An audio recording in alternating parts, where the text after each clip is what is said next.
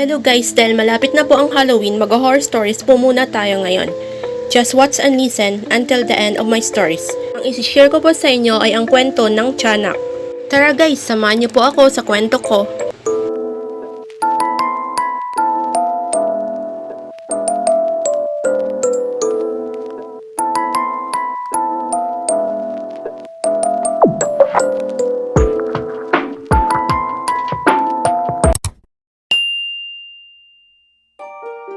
Hello guys, welcome back to our channel. By the way, I'm Jen Kylie Vlog. Today's video, mag-horror stories po tayo dahil malapit na po ang Halloween. Just watch and listen my horror story until the end. Thank you guys and God bless.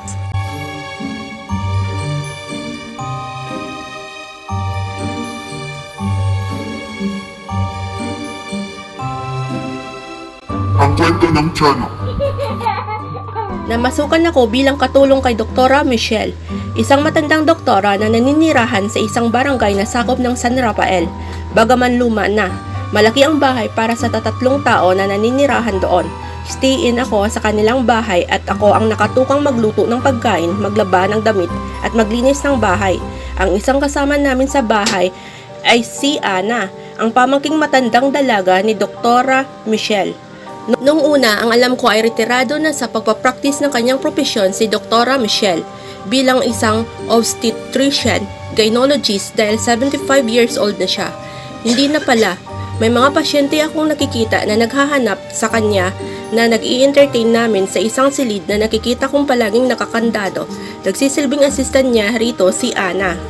Isang araw, nagpaalam si Ana kay Doktora Michelle na uuwi muna siya sa Bacolod at dadalaw sa mga kaanak niya roon. Pinapayagan naman siya ni Doktora Michelle, subalit pagkalipas ng 2 linggo ay hindi pa siya nagbabalik. Kaya ako ang pansamantalang natasan ni Doktora na tumanggap ng mga pasyenteng nagpupunta sa kanya.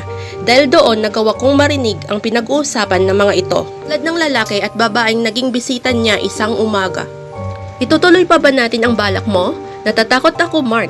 Dinig kong sabi ng babae sa kasama niyang lalaki. Hindi pa ako handa. Patitigilin ako sa pag-aaral ng mga parents ko kapag nalaman nila ang tungkol dyan. May kasamang dalagita ang dalawa. Madalas ko siyang nakikita na nagpupunta roon na may kasamang mga pasyente na sa wari ko ay sharing guide at nagtuturo sa bahay ni Doktora. Nang lumabas si Doktora ay pinaalis na ako.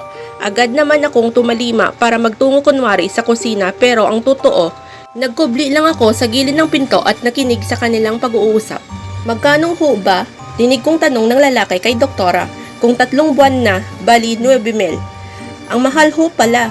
3,000 kasi ang singil ko kada buwan ng ipinagbubuntis ng babae. Nagbibigay pa ako ng porsyento sa ahente. Nasilip ko na nagbayad ang lalaki kay Doktora bago pinapasok ang dalawa sa silid. Pagkalipas ng mahaba-haba ring oras, lumabas ang babae na kasama ang lalaki. Kasunod ng mga ito si Doktora. Parang wala namang nangyari sa babae. Noong naroon pa si Ana, siya ang nakikita kong naglilinis at nagbibit-bit ng basura na galing sa loob ng silid na pinapasok ng mga pasyente. Itinatapon niya iyon sa isang lumang balon sa likod ng bahay.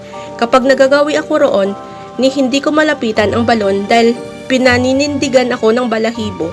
Kahit hindi naman ako nag-iisip ng maaari kong katakutan sa lugar na iyon. Kakatwa at iba ang pakiramdam ko sa paligid niyon, na may mga nakatanim na malalaking puno. Pakiramdam ko ay hindi ako nag-isa kapag gumagawi ako roon. Tila may mga matang nagmamasid sa akin at pinanonood ako. Maski nga galaw ng mga dahon sa sanga ng mga puno ay nakakatakot dahil gumagawa iyon ng pag-ingit kapag nahihipad ng hangin. Nakakarinig din ako ng parang sutsot sa akin kapag ako ay paalis na gayong wala namang tao sa paligid.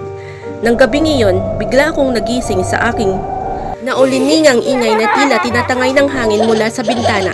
Mga matitinis at maliliit na tinig ang mga iyon na naghahagik-gikan, parang mga bata iyon na naglalaro at nagkakatuwaan.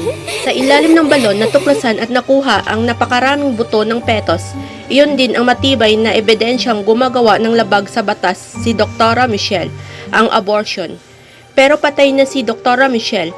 Marahil ang mga biktima nitong petos ang nakita kong mga tiyanak na sumasalakay sa kanya. Sa kanila rin marahil nagmumula ang mga tinig na nag-uulinigan ko noong naunang gabi.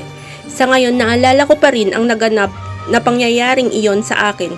Nalaman ko rin na nang mistulang haunted house na ang bahay ni Doktora Michelle. mula nang mawalan ng nakatira doon.